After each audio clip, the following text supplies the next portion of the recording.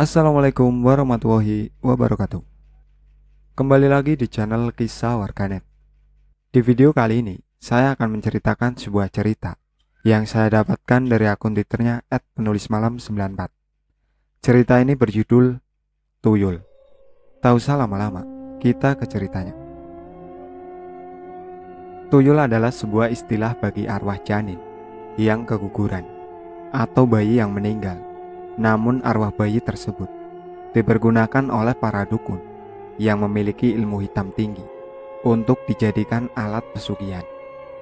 Tetapi ada pula yang mengatakan jika sebenarnya tuyul adalah perwujudan asli dari bangsa lelembut yang masih kecil.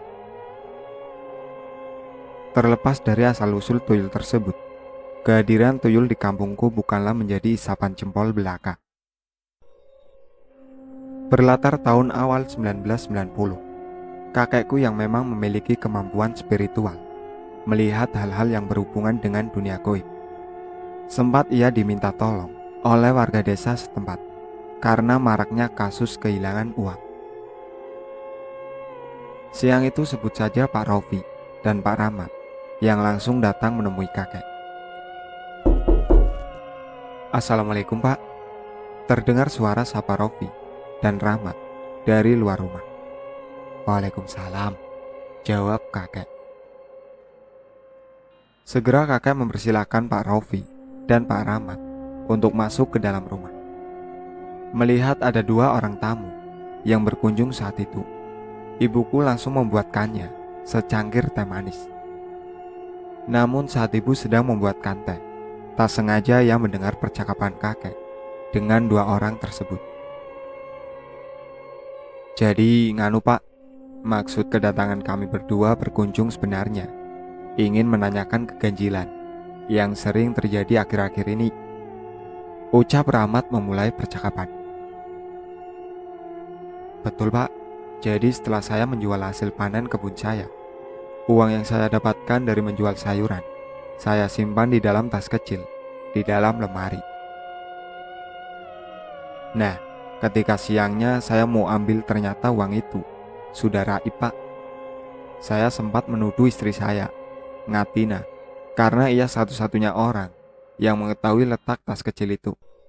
Saya sampai terlibat cekcok dengan istri saya dan sempat curiga karena ada pencuri yang masuk.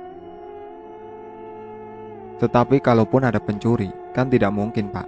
Posisi di dalam lemari itu sama seperti sedia kala dan tidak ada tanda-tanda orang yang masuk ke dalam rumah."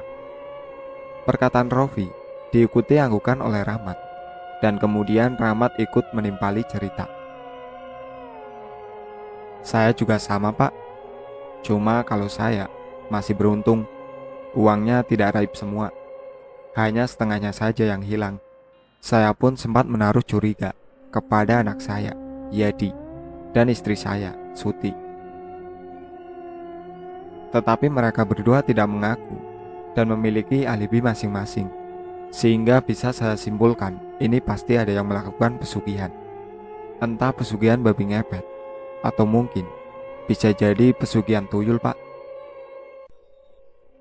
"Begini, menyangkut perihal tersebut, tolong beri saya waktu 3 hari untuk menelusuri kasus ini dalam kacamata batin saya ya Pak Rofi, Pak Rahmat. Kan kita juga tidak boleh toh jika menuduh atau membuat berita yang akan menggegerkan kampung tanpa bukti. Nah, selama 3 hari ini, coba Pak Rofi dan Pak Rahmat simpan uang kalian di dalam kaleng yang dikubur dalam tanah. Letaknya pastikan hanya kalian saja yang tahu. Jangan ada yang sampai mengetahui, walaupun anak istri kalian juga. Setelah 3 hari, coba kalian cek kembali apakah uang itu masih tetap utuh, ataukah hilang, ataupun berkurang," jawab kakek bijak. Kemudian ibu mendekati mereka yang masih berbincang-bincang dan menyuguhkan teh yang sudah dibuatkan. Mereka meneguk minuman itu, lalu tak lama pamit untuk undur diri, pulang ke rumah masing-masing dan mengikuti perkataan kakek. Kakek sebenarnya sempat menaruh curiga terhadap salah satu warga yang sebut saja namanya Juki. Juki bisa dibilang umurnya saat ini masih cukup muda, yaitu 25 tahun. Tetapi di umur yang baru menginjak ke 25 tahun, Juki sudah memiliki banyak hewan ternak, sebidang tanah, serta sawahnya yang cukup luas. Juki pun memiliki rumah yang bisa dibilang saat itu rumah mewah, dan sudah memiliki kendaraan roda 4. Di saat warga kampung yang lain mungkin masih menggunakan becak atau andong sebagai alat transportasi. Tak hanya segi finansial saja yang menonjol dari kehidupan Juki. Ia pun sudah menikahi perempuan dari luar daerah yang bernama Santi. Namun, memang masih belum diberi momongan selama kurang lebih 6 tahun pernikahan mereka. Oh iya teman-teman, sebelumnya aku akan sedikit menjelaskan latar belakang dan sebab mengapa kakek menaruh curiga pada Juki ini. Karena Juki bukan terlahir sebagai orang yang kaya ataupun berkecukupan. Bisa dibilang keluarga Juki masuk dalam kategori keluarga yang tidak mampu. Ayah Juki menyandang disabilitas sehingga banyak menghabiskan waktu di rumah saja. Dan untuk mencukupi kebutuhan sehari-hari, sang ibu hanya mengandalkan bekerja menjadi buruh tani serabutan. Juki, anak satu-satunya, sekolahnya pun tidak tamat SD dan lalu memutuskan untuk menjadi kuli angkut barang di pasar yang mungkin upahnya tidak seberapa. Kuatnya rasa ingin mengubah nasib kehidupannya di kampung. Juki nekat merantau ke kota besar saat usianya kira-kira 15 tahun tanpa berbekal kemampuan ataupun pengalaman. Singkat cerita, 2 tahun kemudian Juki memutuskan untuk kembali ke kampung halamannya karena ia belum bisa menaklukkan kerasnya kehidupan di kota besar. Tak lama berselang dari kepulangan Juki, ia harus menerima kenyataan pahit jika sang ibu meninggal secara mendadak karena sesak nafas. Kini mau tidak mau, Juki harus bekerja keras untuk membiayai kehidupan dirinya berikut ayahnya. Beberapa pekerjaan yang biasa dikerjakan oleh ibu Juki harus Juki kerjakan sendiri. Nasib baik belum berpihak kepada Juki. Sebagaimanapun ia bekerja keras dan membanting tulang, ia dan ayahnya masih saja kekurangan. Semakin hari, Juki dan ayahnya semakin terimbit permasalahan ekonomi. Dengan mengesampingkan malu, Juki harus sampai hutang pinjam kepada tetangga untuk sekedar membeli makan dan membeli obat untuk sang ayah, karena kondisi kesehatannya yang juga sedang tidak baik. Juki kembali meminta izin sang ayah untuk mengizinkan dirinya merantau ke kota besar lagi. Namun kini ia berangkat ke kota bersama dengan Pak Yanto, yang memang seorang mandor besar di kampungnya. Di awal kepindahan Juki ke kota bersama dengan Pak Yanto, semua berjalan dengan lancar. Juki mendapatkan upah yang lumayan besar dibanding upah yang ia dapatkan di kampung. Upahnya pun tak lupa ia sisakan untuk dikirimkan untuk keperluan sang ayah. Baru saja Juki merasa mendapat angin segar, Juki kemudian berani merajut kasih dengan Santi, seorang perempuan yang bisa dibilang dari keluarga yang cukup mapan. Pak Yanto sempat menasehati Juki untuk lebih baik fokus saja mencari uang, dan sebaiknya tidak memacari Santi karena keluarga Santi cukup dikenal sebagai keluarga yang mata duitan. Karena mata Juki sudah tertutup dengan cinta, ia tidak mendengar nasihat sang mandor, yang memang itu untuk kebaikan Juki sendiri. Juki memaksakan hubungan dengan Santi. Bahkan dengan berani, Juki mendatangi rumah orang tuanya untuk meminang Santi. Bukannya sambutan baik yang Juki dapat, malahan saat itu Juki malah diusir dan diminta untuk mengakhiri hubungannya dengan Santi. Menurut Pak Yanto, Juki sempat merasa sangat terpukul. Hubungan cintanya dengan Santi harus kandas. Mungkin saat itu nasib baik masih berpihak pada Cuki. Ternyata Santi sedang mengandung anak Cuki, dan mau tidak mau, orang tua Santi harus merestui hubungan keduanya dengan syarat dalam waktu 9 bulan sampai dengan si anak lahir, Cuki harus sudah mampu membelikan Santi rumah dan tidak bekerja sebagai tukang bangunan yang hanya dipandang sebelah mata. Jika tidak bisa memenuhi itu, dengan paksa Cuki dan Santi harus bercerai. Persyaratan itu akhirnya diterima oleh Cuki sebagai tantangan yang harus ia penuhi. Sedikit demi sedikit, Cuki mulai menyisihkan uang untuk membeli rumah. Walaupun entah sampai kapan, uang itu harus terkumpul. Cuki memiliki keyakinan kuat jika pasti ia akan bisa berhasil menghadapi persyaratan itu. Naas, di usia kandungan yang menginjak 4 bulan, ternyata Santi mengalami pendarahan dan keguguran karena tak sengaja terpeleset saat sedang mencuci pakaian. Sontak saja pihak keluarga Santi merasa bahagia karena sudah tidak lagi alasan untuk Cuki tetap menjadi suami Santi. Karena rasa cintanya Cuki untuk Santi, ia kembali mengiba dan meminta diberikan kesempatan agar bisa tetap menjadi suami Santi. Setelah beberapa pertimbangan, akhirnya sang ayah mempercepat waktu persyaratan agar Cuki bisa memiliki rumah untuk Santi dan memiliki pekerjaan yang layak dalam waktu 6 bulan saja. Sebenarnya memang ini adalah cara yang kotor yang sengaja diberikan oleh ayah Santi untuk membuat Cuki ini menyerah ataupun tidak bisa memenuhi persyaratan yang diberikannya.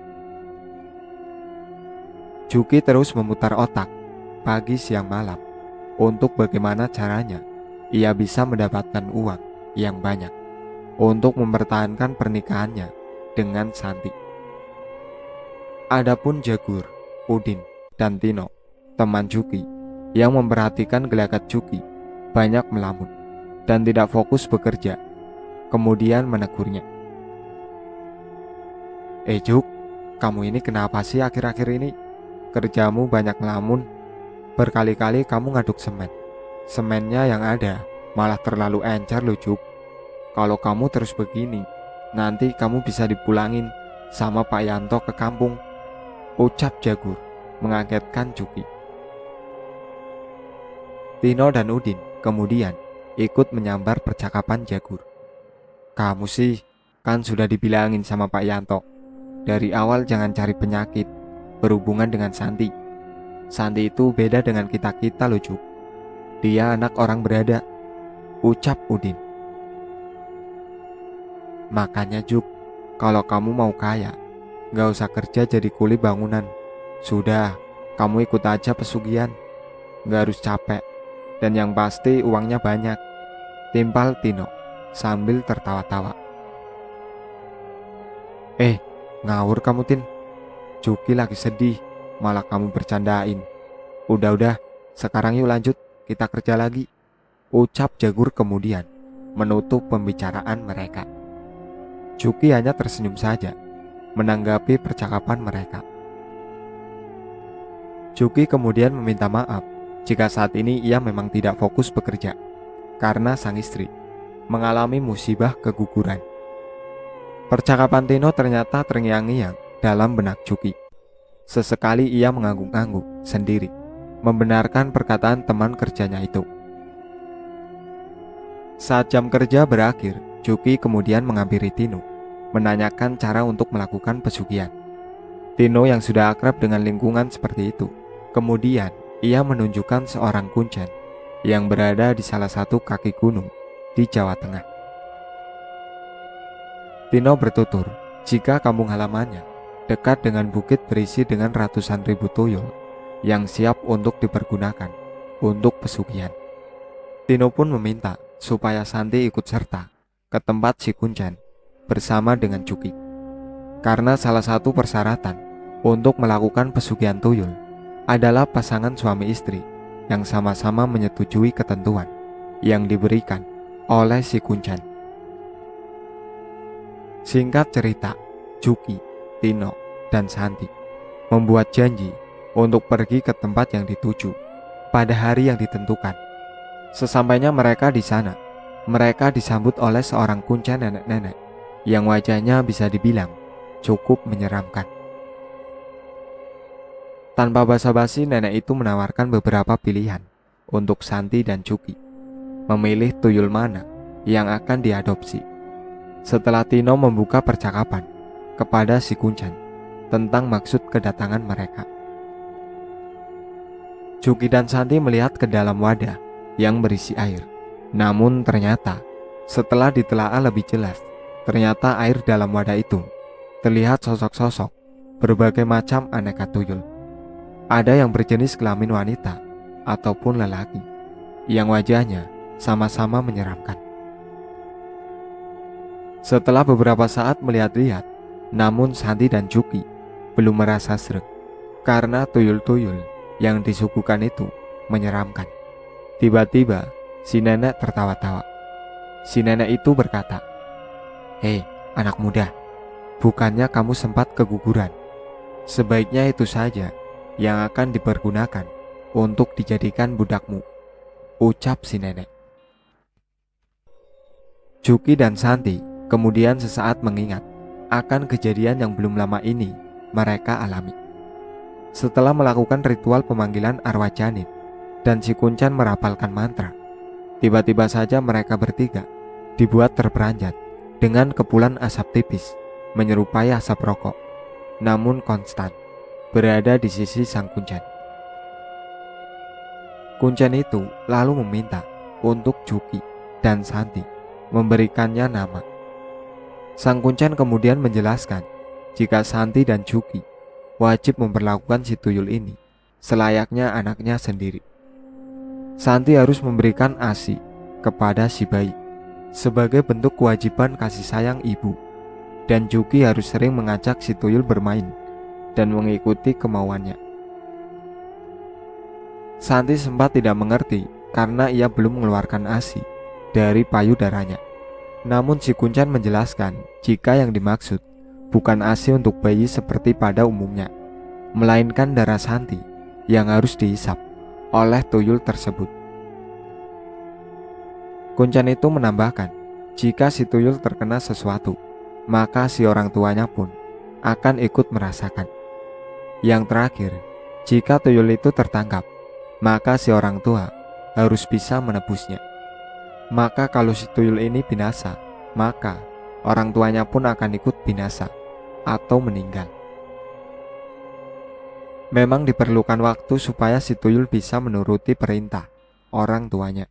Namun jika tuyul itu sudah menurut, maka dengan senang hati si tuyul akan membantu si orang tua meraup kekayaan dengan cara mencuri uang. Setelah dirasa penjelasan kuncen itu cukup, mereka bertiga kembali pulang. 1 minggu kemudian, Juki tiba-tiba meminta berhenti dari pekerjaannya kepada Pak Yanto. Juki berdalih jika ia akan beralih profesi sebagai tukang jualan jajanan anak di sekolah dasar tak jauh dari tempat kontrakannya. Dari mulai saat itu, Pak Yanto dan teman-teman Juki, kecuali Tino, tidak mengetahui kabar dari Juki. Tino yang dari awal mengetahui Juki dan Santi telah berhasil melakukan pesugihan, perlahan-lahan meminta bagian dari pasutri itu. Sekali 2 kali, Juki memberikan apa yang diinginkan oleh Tino. Namun lama-kelamaan, karena Tino seperti memeras pasangan itu, Juki serta Santi memutuskan untuk menghilangkan jejak dengan cara kembali pindah ke kampung halaman Juki. Nah, di saat Juki kembali inilah, perlahan-lahan banyak warga kampung yang mengeluhkan seringnya kehilangan uang. Kembali ke cerita awal, setelah 3 hari, Rofi dan Rahmat kembali menemui kakek. Namun kini mereka tidak hanya datang berdua, melainkan ada 4 orang yang ikut berdatangan. Salah seorang dari mereka adalah Pak RT yang mewakili suara keresahan para warga untuk meminta tolong menyelidiki kasus maraknya hilangnya uang di kampungku. Menurut pengakuan Rafiq dan Rahmat, uang di dalam kaleng yang mereka kubur selama 3 hari itu kini raib. 3 orang lainnya bersautan, bercerita jika mengalami kejadian yang sama.